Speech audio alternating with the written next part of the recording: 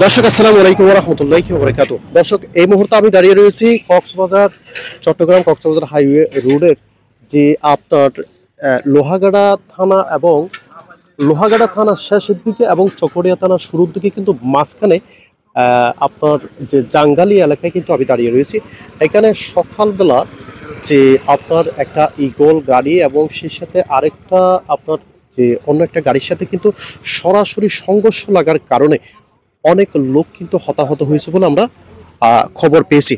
দর্শক আমরা যে আসলে বিগত 20টি বছর ধরে কিন্তু এই চট্টগ্রাম কক্সবাজারের যে এই রোডটা যে এখন পর্যন্ত চালান হওয়ার যে কথা ছিল কিন্তু এখনো পেন্ডিংয়ে রয়েছে, যে যার কারণে বারবার এই যে আপনারা দেখছেন কিন্তু দর্শক যে চতুর্পাশে কিন্তু দুই পাশে কিন্তু আমাদের এই যে সিঙ্গেল রোড কিন্তু এখানে রয়েছে। দেন যে এখানে একটা গাড়ি যদি আপনার যায় আরেকটা গাড়ি কিন্তু ওভারটেক করার মতো সেরকম যে যথাযথ স্পেস না থাকার কারণে কিন্তু এখানে আপনার বারবার যে অ্যাক্সিডেন্ট হয়ে যাচ্ছে। গত 20 বছরের সমীকরণে গত 20 বছরের যে আপনার রিপোর্ট যদি আপনি দেখেন কক্সবাজার এবং যে এই চট্টগ্রাম হাইওয়ে রোডের সবচেয়ে বেশি অ্যাক্সিডেন্ট আমার মনে হয় যে এই রোডে হয়েছে এবং সেই সাথে এই অ্যাক্সিডেন্টগুলো সবচেয়ে মারাত্মক হয়ে থাকে। এখানে অ্যাক্সিডেন্ট হওয়ার পরে ম্যাক্সিমাম লোকে কিন্তু মারা যায়। যে আজকে যেমনটি ফার্স্ট টাইম আজকে কিন্তু ঈদুল ফিতরের দিন তারা হয়তো সবাই তাদের পরিবার পরিজন নিয়ে কিন্তু ঈদ করার উদ্দেশ্যে কিন্তু যাচ্ছিলেন, কিন্তু কি দুর্ভাগ্য কিংবা কি আল্লাহর হুকুম তারা আজকে তাদের পরিবার পরিজন নিয়ে কিন্তু ঈদ করতে পারেনি। তারা অকাল বলবো না, আল্লাহর ইচ্ছাতে কিন্তু তারা আজকে অলরেডি যারা মৃত্যুবরণ করেছে তারা কিন্তু পৃথিবী থেকে অলরেডি বিদায় নিয়ে গেছে। যারা মৃত্যুবরণ করেছে আসলে তাদের জন্য খুবই কষ্ট হচ্ছে, কারণ আজকে এমন একটা দিনে যে যারা গাড়ি আসছে ওই এরিয়া থেকে এই জায়গাটা আপনার আরো সামনে প্রায় 2 কিলো সামনে পর্যন্ত কিন্তু সবচেয়ে রিস্কেবল একটা কিন্তু জায়গা।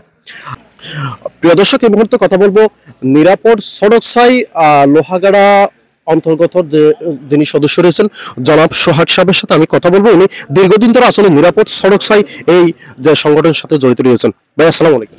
ওয়ালাইকুম আসসালাম। আচ্ছা ভাই, এইভাবে যে প্রতিদিন যে আপনি তো দীর্ঘদিন ধরে কিন্তু নিরাপদ সড়কসাই এই আন্দোলন করেই যাচ্ছেন, আমরা সবাই জানি, বিশেষ করে আপনাকে জানাচ্ছি না, আসলে প্রতিনিয়ত এভাবে অ্যাক্সিডেন্ট হওয়ার কারণটা কি? এখানে প্রতিনিয়ত অ্যাক্সিডেন্ট হওয়ার প্রধান কারণ হচ্ছে এই আমাদের চট্টগ্রাম কক্সবাজার মহাসড়কটা সিঙ্গেল 2 লাইনের, এটা 4 লাইন বা 6 লাইন আমরা দীর্ঘদিন থেকে দাবি করে আসছি, সরকারের নজরে আসছে না। তারপরে আপনার এই যে খোলা ট্রাকে লবণ পরিবহন করতেছে, যার জন্য এরকম পিচ্ছিল রাস্তা।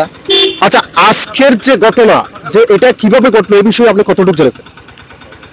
আজকে আমি তো এলাকার মানুষ হিসাবে যতটুকু জানতে পারছি, এই মিনি বাসটা উকিয়া কোটবাজার থেকে আমাদের লোহাগাড়া আসছিল, সবগুলো যাত্রী আহত এবং নিহত, 5 জন নিহত হয়েছে ঘটনাস্থলে, আরো অনেকে নিহত হওয়ার সম্ভাবনা আছে। সবাই কিন্তু লোহাগাড়ার এই মানুষ, অত্যন্ত দুঃখজনক। সৌদিয়াটা কক্সবাজার যাচ্ছিল, মিনি বাসটা লোহাগাড়া আসছিল উকিয়া থেকে, সবাই চাকরিজীবী, রাত্রে ছুটি পায় নাই, হয়তো ভোর রাতে ছুটি নিয়ে বাসায় আসছিল। সম্ভবত তারা হয়তো ঈদ উদযাপন করার উদ্দেশ্যে কিন্তু তারা যেদিকে যাচ্ছিলেন বাড়ির উদ্দেশ্যে কিন্তু তারা যাচ্ছিলেন। আচ্ছা ভাই, আসলে এই যে আপনি যে বললেন যে এই রাস্তা পিচ্ছিল হওয়ার কারণটা কি, কেন হচ্ছে এটা? রাস্তা পিচ্ছিল হওয়ার কারণ হচ্ছে লবণ পরিবহনের ক্ষেত্রে পলিথিন ব্যবহার করার বাধ্যবাধকতা আছে, কিন্তু এগুলা হাইওয়ে পুলিশকে ম্যানেজ করে এগুলা খোলা ট্রাকে লবণগুলো পরিবহন করে, যার জন্য এই দুর্ঘটনা হয়। এই যে বিশেষ করে আমাদের চুনতি জাঙ্গালিয়া অংশে বেশি দুর্ঘটনা হয়।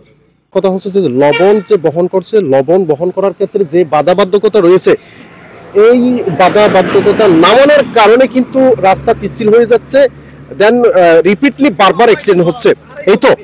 আচ্ছা ভাই, আজকে আপনি আসলে এই রাস্তাটা করার ব্যাপারে যদি কিছু বলতেন সরকারের উদ্দেশ্য করে। সরকারের উদ্দেশ্যে আমাদের একটাই দাবি, একটাই বার্তা, দেশে এত উন্নয়ন হয়েছে, পানির তলের দিয়ে আমরা সড়ক করতে সক্ষম হয়েছি, পদ্মা সেতু করেছি, দেশে আরো অনেক বড় বড় প্রকল্প বাস্তবায়ন হচ্ছে, কিন্তু দুঃখজনক হলে সত্য আমাদের চট্টগ্রাম কক্সবাজার মহাসড়কে উন্নয়ন ছোঁয়া লাগেনি বললেই চলে গত 16 বছরে। আসলে এটা মানুষের অভিশাপ থেকে একটা আল্লাহর কাছে, আল্লাহর একটা বিচার সরকারের কাছে যাবে যে এইভাবে অন্যায়ভাবে মানুষগুলো মারা হচ্ছে। মনে হচ্ছে দেশে এত উন্নয়ন হচ্ছে, পানির তলে সড়ক করতে পারলে আমরা চট্টগ্রাম কক্সবাজার কেন মাত্র 6,000 কোটি টাকার প্রকল্প, যেখানে হাজার হাজার কোটি টাকা মানে সরকার বাসায় দিচ্ছে ভুল সিদ্ধান্তের কারণে, এখানে আমাদের এই সড়কটা কেন করতেছে না, কেন করবে না?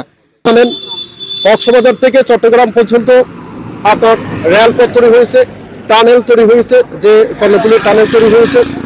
আসলে এই চট্টগ্রামের এই রেলপথ এবং আপনার যে টানেলের চেয়ে অতি গুরুত্বপূর্ণ হচ্ছে এই যে সড়কটা দ্রুত চার লানে পরিণত করা। আসলে দেখুন, এই আমি বরাবর মতো বলছি যে এখানে যখন এই অ্যাক্সিডেন্ট হয় ম্যাক্সিমাম লোক কিন্তু মারা যায়, কারণ এটা ভয়ানক অ্যাক্সিডেন্ট। এখানে আপনি যদি চট্টগ্রাম এবং কক্সবাজার হাইওয়ে রোডে যদি অ্যাক্সিডেন্টগুলো যদি আপনি দেখেন তাহলে দেখবেন যে আসলে কি পরিমাণ ভয়ানক অ্যাক্সিডেন্ট হতে পারে। তাই দর্শক, সকলের একটাই দাবি, এখানে সবাই যে প্রত্যক্ষদর্শী সহ সবার দাবি হচ্ছে অতি দ্রুত যেন এই চট্টগ্রাম কক্সবাজার যে আপনার হাইওয়ে রুটটা যেন চার লানে পরিণত করা হয়।